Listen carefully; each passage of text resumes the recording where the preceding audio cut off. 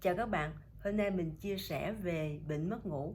Mình không biết đây có phải là một căn bệnh thời đại hay không, nhưng mình thấy là ngày nay có rất nhiều người mắc bệnh mất ngủ này. Theo mình thì mình sẽ chia ra làm 3 nhóm đối tượng.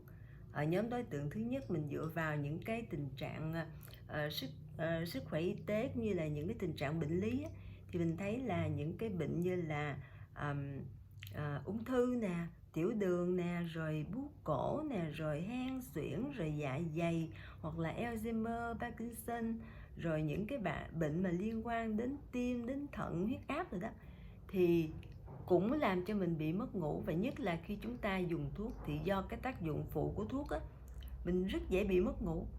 Về cái tác dụng phụ của thuốc thì có những cái loại thuốc mà chúng ta vẫn sử dụng hàng ngày, thí dụ như thuốc cảm cúm nè, rồi thuốc bị dị ứng nè, rồi thuốc giảm đau chẳng hạn, cũng dễ gây ra cho mình bị mất ngủ, cũng như là những cái loại thuốc giảm cân cũng vậy nữa.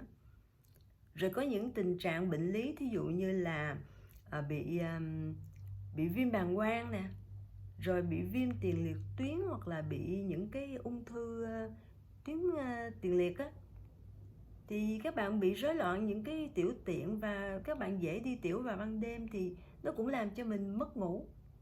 Rồi những cái trường hợp rối loạn giấc ngủ, thí dụ như có những trường hợp mà bị gọi là bị chứng ngưng thở khi ngủ, thì chúng ta dễ bị gián đoạn cái giấc ngủ vào ban đêm. Chúng ta hay thức giấc vào ban đêm và sau đó khó mà dỗ lại giấc ngủ.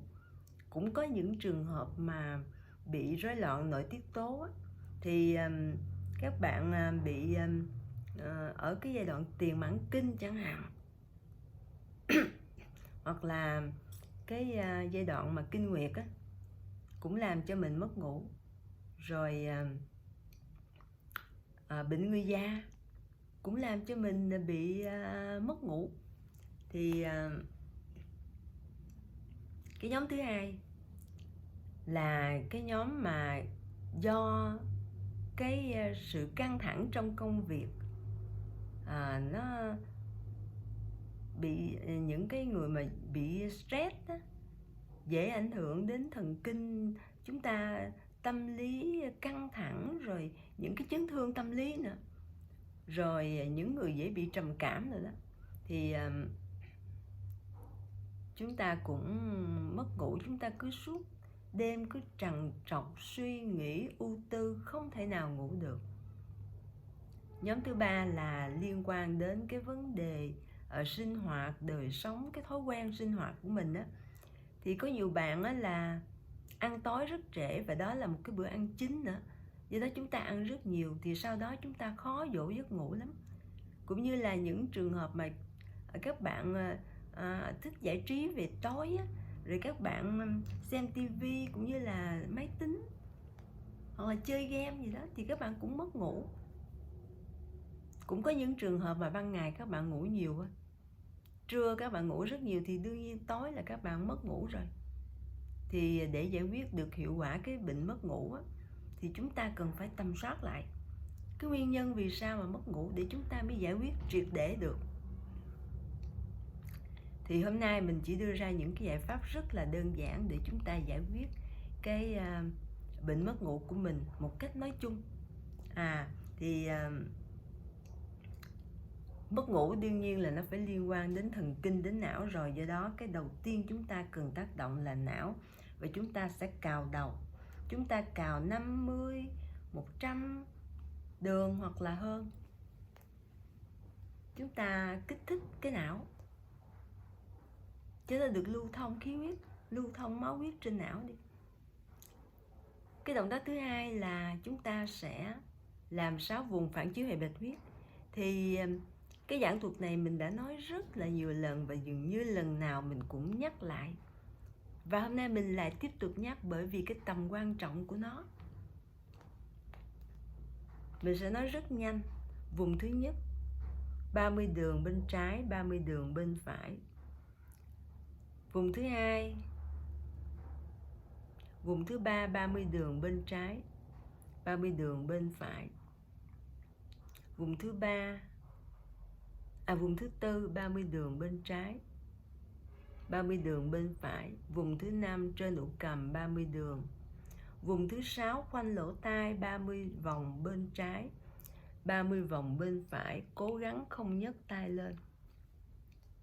Chúng ta tăng cường thêm 2 vùng nữa là vùng thứ 7 ngang qua nhân trung 30 đường. Vùng thứ 8 từ đầu mắt cho tới đuôi mắt 30 đường. Các bạn kéo nhẹ nhàng.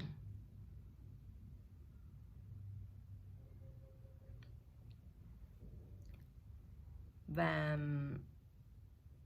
chỉ với 2 giảng thuật này là chúng ta đã giải quyết được bệnh mất ngủ rồi.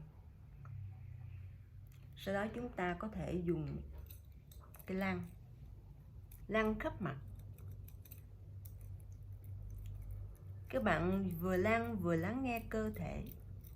Và nếu trường hợp mà cơ thể chúng ta nóng, chúng ta có thể dùng lăn đồng.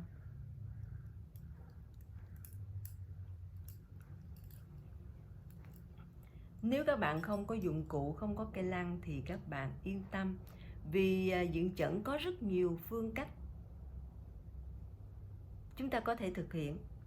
Và mình muốn nói thêm là các bạn mỗi ngày sau khi thức dậy, trước khi bước xuống giường, các bạn hãy làm 12 động tác xoa mặt.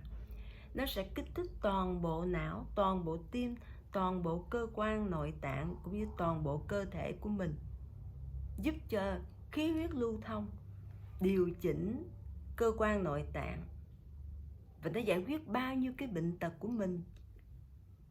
Nó sẽ giúp cho giải quyết được cái gốc rễ của bệnh mất ngủ. Và khi mà chúng ta tác động vào lỗ tai nè, thì chúng ta tác động vào tim, vào dạ dày, và nhất là đây cũng là phản ánh của cái vùng thận. Chúng ta chà nóng lên, nó sẽ làm cho ấm cái thận, và khi đó buổi tối chúng ta sẽ dễ ngủ. Sau khi chà mặt, chúng ta bước xuống giường, chúng ta uống một ly nước ấm và chúng ta vệ sinh. Sau đó chúng ta sẽ làm chà mặt bằng khăn nóng với cái nhiệt độ khoảng 40 độ của nước. Nó sẽ kích thích, nó sẽ làm cho lưu thông cái khí huyết của não, và nó sẽ làm cho rất sảng khoái. Và chúng ta do chúng ta đã được cái não được sảng khoái hoạt động rất là tốt vào ban ngày, và ban đêm nó sẽ dễ đi vào giấc ngủ. Chúng ta cũng có thể là quay cổ tay. Nếu không thích quay cổ tay, các bạn có thể là gật mặt. Nếu cảm thấy gật mặt đau, các bạn có thể làm vòng tròn sinh địa. Các bạn biết khi làm vòng tròn sinh địa là chúng ta đã qua ít nhất 3 vùng cột sống. Vùng thứ nhất nè, vùng thứ hai nè, vùng thứ ba nè. Chúng ta đi 3 vòng. Nếu chưa đủ nóng, chúng ta đi 6 vòng, thậm chí 9 vòng. Các bạn biết tiếng Việt của mình rất hay. Cột sống là cái cột của sự sống. Cái cột sống lưng của mình, nó là nơi tập trung cái hệ thần kinh.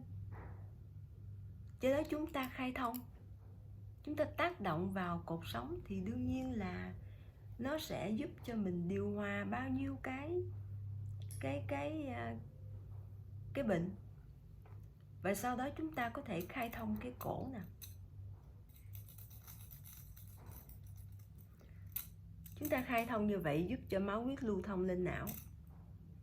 Chúng ta cũng có thể dây vào vùng lưng, trực tiếp vào vùng lưng.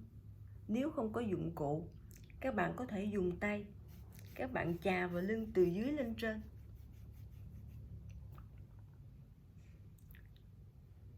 Sau đó, nếu có ngải cứu, các bạn dùng ngải cứu. Nếu không có thì các bạn dùng máy sấy tóc. Các bạn nắm tay lại và các bạn hơ xung quanh. Ngay đây cũng như là cái đầu, chúng ta hơ. Nhớ nắm tay lại chứ không đưa ngón cái lên. Khi đưa ngón cái lên là nó đồng ứng với tim. Rồi chúng ta hơ bàn chân, nhất là vào buổi tối. Các bạn hơ bàn chân làm cho ấm chân, ấm thận, thì chúng ta sẽ dễ đi vào giấc ngủ. Rồi các bạn chà tay.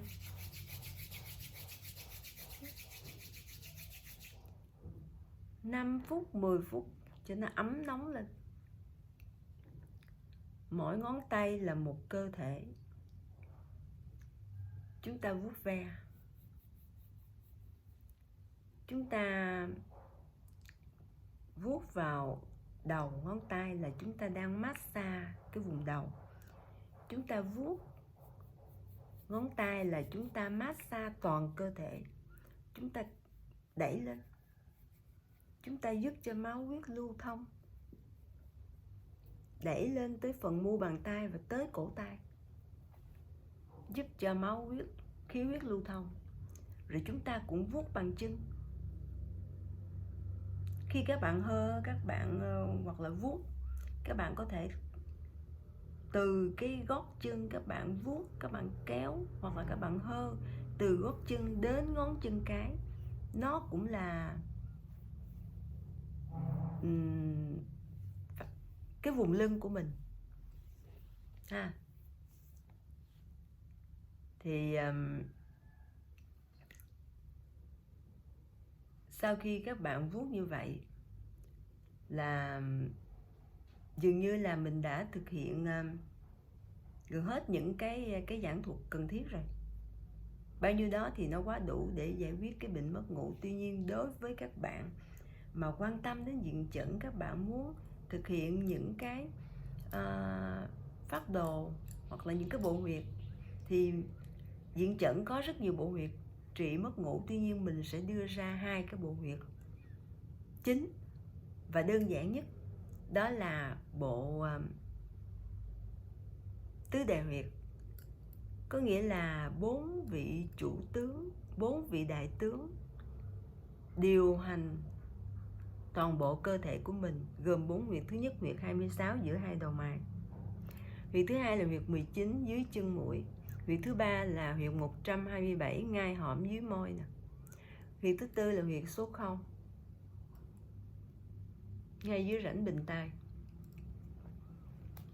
Mình nhắc lại huyệt 26, huyệt 19, huyệt 127 và huyệt số 0. 4 huyệt này mình đã từng nói rất nhiều lần. Tuy nhiên mỗi khi mà chúng ta sử dụng với một cái vị trí khác nhau thì những cái huyệt đạo, những cái bộ huyệt nó sẽ có tác dụng trị liệu khác nhau. Bộ huyệt thứ hai là bộ huyệt tác động vào hệ thần kinh, nó có tác dụng làm an thần. Tất cả các huyệt đều có tác dụng an thần, chủ trị bệnh mất ngủ, gồm có 5 huyệt. Thứ nhất là huyệt 124, ngay cái đường giữa trán. Thì chúng ta từ méo ngoài của tròng đen con mắt kéo lên tới cái đường giữa trán là huyệt 124. Chúng ta ấn hoặc là dây bên trái, bên phải. Huyệt thứ hai là huyệt 34, nằm trên đầu mày hơi chích lên khoảng nửa phân, bên trái, bên phải. Huyệt thứ ba là nằm trên chân mày và mé ngoài tròng đen con mắt kéo lên. Huyệt khó bấm chúng ta nên giữ một tay, nên dùng tay để giữ lại, khéo trợt vào mắt, bên trái, bên phải. Huyệt thứ tư là huyệt 217, nằm trên chân mày, nằm phần vùng đuôi mắt.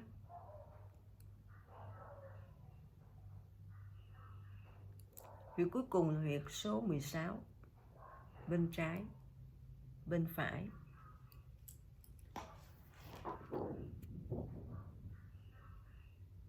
Đây là huyệt 16, ngay cái chân lỗ tai, mé trên. Mình nhắc lại huyệt 124 huyệt 34, huyệt 267, huyệt 217 và huyệt 16.